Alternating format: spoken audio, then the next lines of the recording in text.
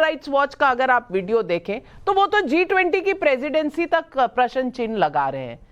आशुतोष जी, ये मुद्दा किसका है, नैरेटिव का कि टैक्स का?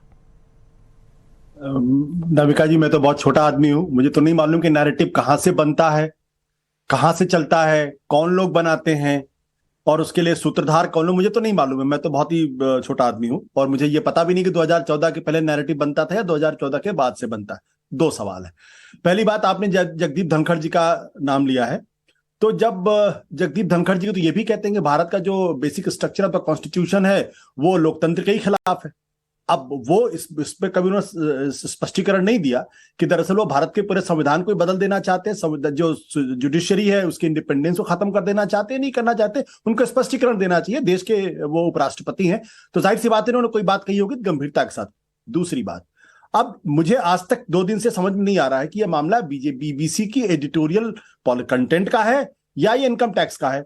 अगर इनकम टैक्स का मामला होता तो भारतीय जनता पार्टी के प्रवक्ता को कल प्रेस कॉन्फ्रेंस करके उसको उसके कंटेंट पर हमला नहीं करना चाहिए। उन्हें सीधे तौर पर कहना चाहिए कि भाई एक संस्था है जिसके बारे में इनकम टैक्स डिपार्टमेंट को लगता है कि उन्होंने इनकम टैक्स मैंने नहीं कहा, लेकिन आशुतोष जी, इस देश का सुप्रीम कोर्ट भी तो 2002 पर एक वर्डिक्ट दे चुका है। आप क्या समझते हैं कि सुप्रीम कोर्ट की भी कोई औकात नहीं है बीबीसी के सामने?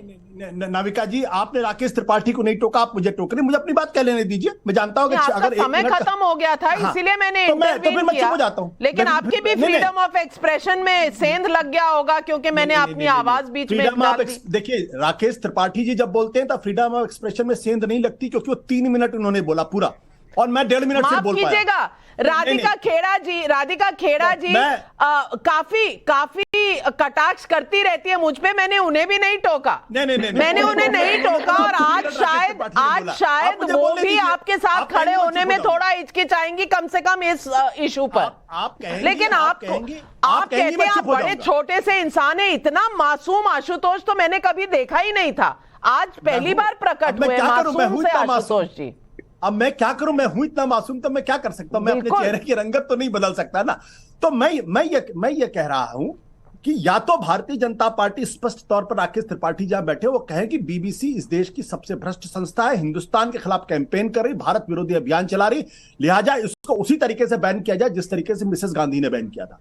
मुझे आज बिल्कुल 1972-73 का दृश्य याद आता है कि जब भी कोई होता था तो मिसेस गांधी कहती थी फॉरेन हैंड है, एक विदेशी है कि नहीं।